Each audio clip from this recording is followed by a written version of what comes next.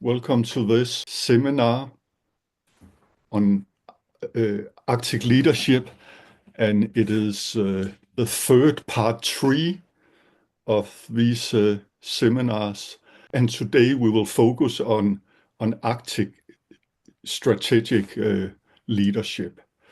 And again, it's inspired from stories that we have collected from leaders in Greenland and in the Samic part of Norway.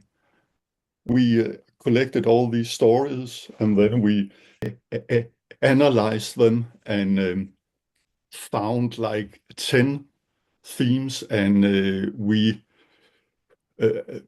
put them into 3 Arctic leadership themes, and it's very important to say that they are interconnected.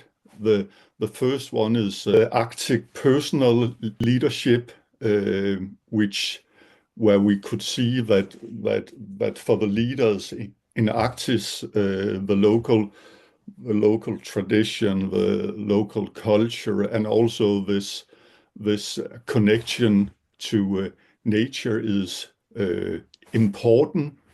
So there is a certain, you can say, Arctic approach, which is also about values. And the second main theme that we have talked about is communication, creating trust, relationships. And a part of that, the inspiration from the Arctic, is that inspired from indigenous culture, there's this focus on community building, and that's a part of this second theme in our Arctic leadership. Then today we gonna share some quotes and some reflection on the Arctic strategic leadership.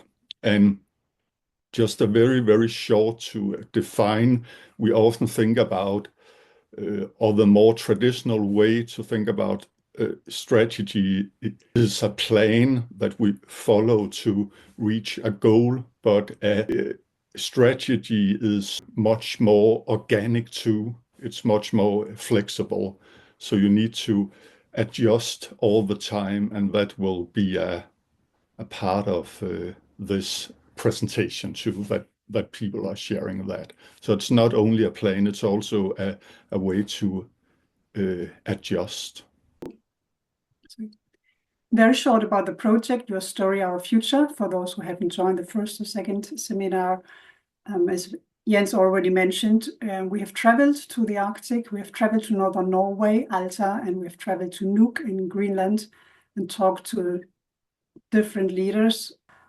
And they have shared their experience and their way of leading, taking into account the nature, the culture, and the geographical circumstances of the Arctic.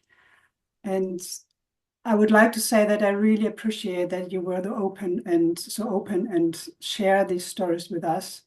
The project is about helping Arctic leaders to improve and to have a network and to learn from each other.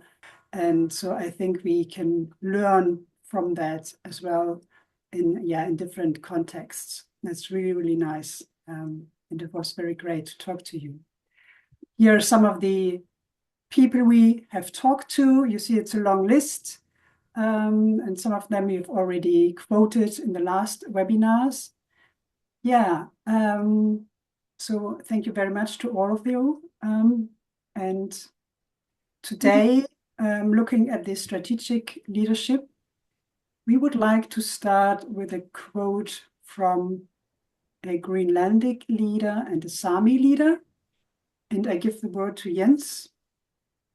Yes, to stress this whole Arctic leadership, that's also about how to attract and how to keep the right competences in the organizations and in Arctic. But a very important part, which is stressed by Paul Petersen, who is the development director for the organization of sports in Greenland, his quote is, "To succeed in project and new strategy, you must listen to people and understand their needs. Networking is crucial." Paul is talking about this whole idea that it's not enough to sit inside or your organization.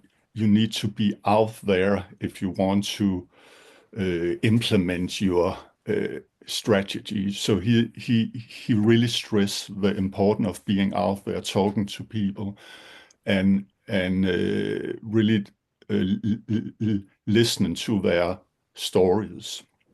And the same quote somehow come from Per Olaf Persson, who is a former bank director in Denmark and the founder of the consulting company, which work with a more indigenous approach to leadership and strategy. He's saying involving local partners is the key when aiming for change. And although this seems very logical, this is often why a project fails and why strategy fails, is that we are not out there meeting people, talking to them, and listen to their stories. These key points here are, it's really stress what I just said about the whole idea to be aware to succeed with a strategy is to to accept that it can be very complicated and be out there and create these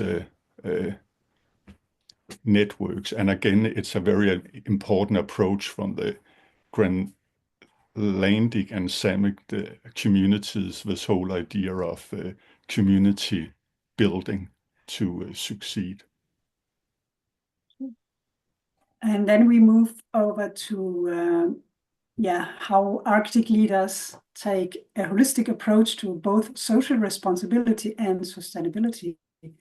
And our example is Karine Kimo Pedersen from the communication company. And she said to us, our responsibility goes beyond economic growth. We must ensure our actions benefit both people and nature. That's why we say no to projects that go against these principles. And the key points in her quotation, or in the interview we had with her, was that her company really has defined some values. We talked about that last time as well, and really keeps these values high. So if somebody wants to work with them, but the values don't match the values of the company, they really think about if they should yes to that. And in this case, it was about values from the Sami community. So the key insights from our interview with her were that social responsibility and sustainability must be integrated in the way she is leading, or her team is leading, and the strategies they develop in order to generate long-term positive impact. And the idea is also that the decisions of the strategies promote social cohesion, and they also take into account that they want to protect the Arctic environment. And again, this is part of the Greenlandic and the Sami societies, to have this link to nature, to have this link to the social interests in the society or in the community, to respect nature and to respect to sustainable living. Yes, and again, from Melina Albertsen, who I think she was the vice chair of Royal Greenland. and is involved in different companies. We live in constantly changing world here. Our leadership must be able to adapt quickly and efficiently. And that's the same point about to succeed with a strategy is really your ability to be flexible, to be to adjust, but also the whole idea about building this resilience. To say a few more things about resilience is that when we are trying to implement strategies, we will meet resistance out there. So it's very important that we believe in our strategy.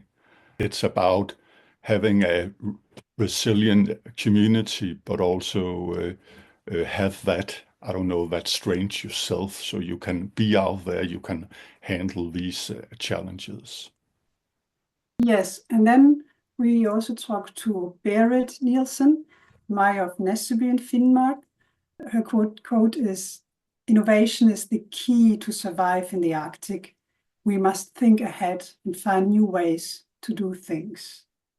So innovation is very important for the Arctic leader. It is important for most leaders if you want to improve or develop, but especially in the Arctic, because it also means an innovation in the development of the Arctic community.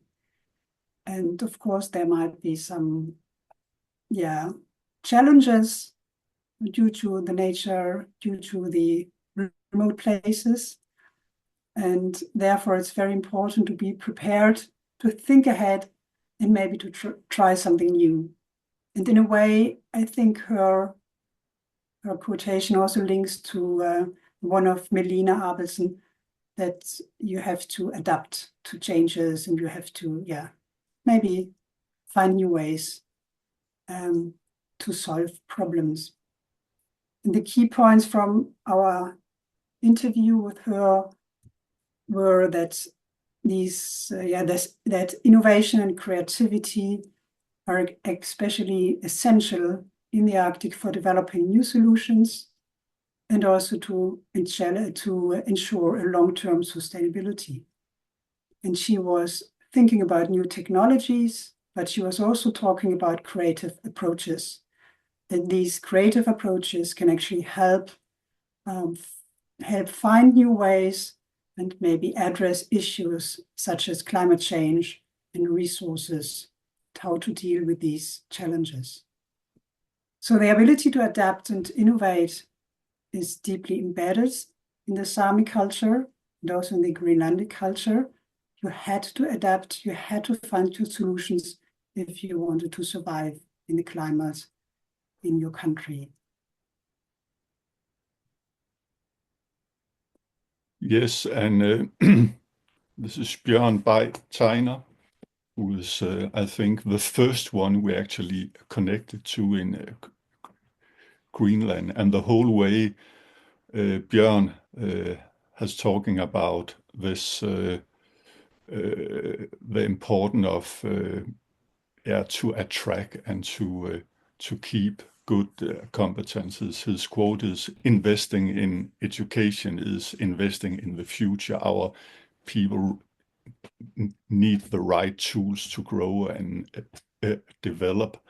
But everyone knows that in Greenland and in many Arctic parts, there are this challenges with competences. So it's about having focus on education and skill, but it's again also about creating organizations that can keep people, and Bjørn also talking about this kind of strategic competence, the development to support it. So the whole idea about to think into the future is also very important for the Arctic leadership. Like we did it the last times, we would like to introduce some of the tools we have thought about how to actually work with these leadership competences. And even though you might have heard this before, also in this context, the storytelling can be important, can be a very useful tool to collect the stories out there and to connect to people and create networks. What we would like to emphasize today is when we call it storytelling cycles, that is not just like in your company, in a room in your company, but as Jens talked about in the beginning, well, Paul actually said to us, it's to be out there. So the storytelling can also go on when you go out in the community and you talk to the people, or if you have project partners, you have to be out there with them and collect their stories and connect and build the network. So that is an important part of this storytelling. And then you can, maybe find the success stories of other projects, or you can see challenges and look at how these challenges have been mastered in a different situation and learn from that. That is one tool. Another tool, and it was inspired from Berit from Nesseby, who joined us also today. We are grateful for that, and it's about focus on that you sometimes really need to work with creativity, innovation, to brainstorm, brainstorm and be creative how to solve problems in the future. So she really stressed this idea about creativity is so important for the Arctic leader. Yeah, the third tool we want to present today, that is actually summing up what to do, maybe in a higher level. And that is actually developing a competence development plan.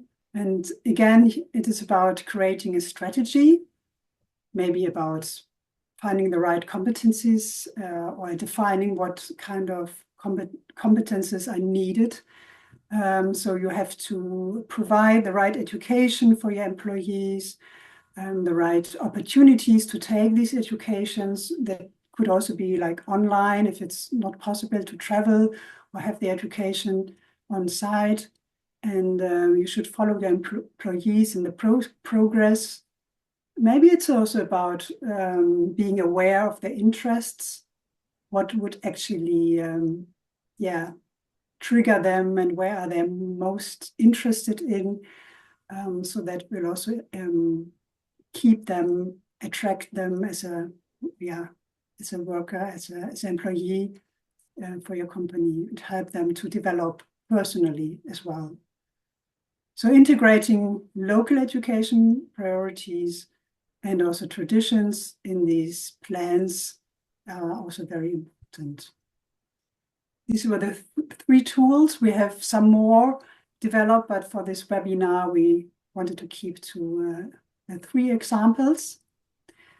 While the project is going on, and therefore on the next slide, a little bit of,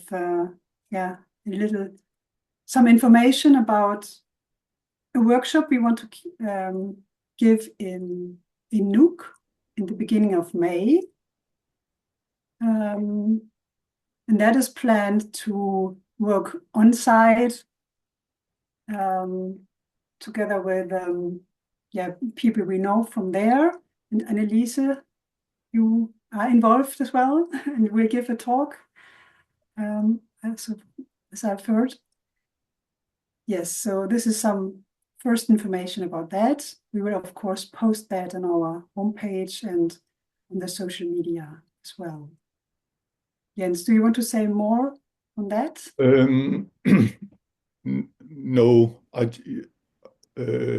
just want to say that conference or workshop is about, again, how to attract and how to keep the right competences in your organization and area, and using hopefully some of this Arctic leadership approach. Yeah, the conclusion. Yeah, Arctic leadership, as we learned, can be seen as a holistic approach, and it blends the personal leadership, the relational leadership, and of course also the strategic leadership. It's all important and it's all connected.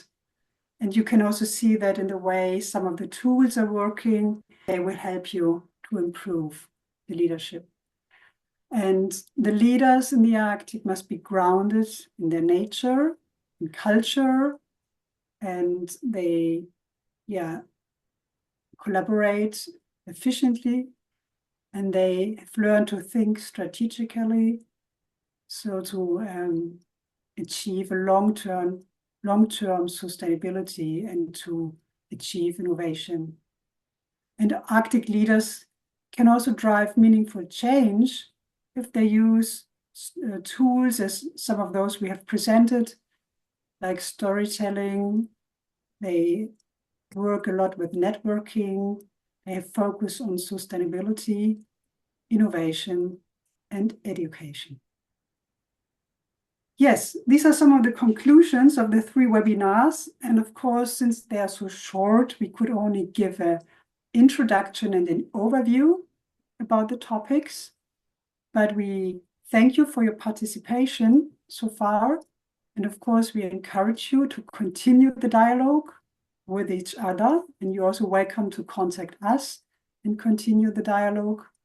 And then to try to apply these leadership principles in your work. Thank you.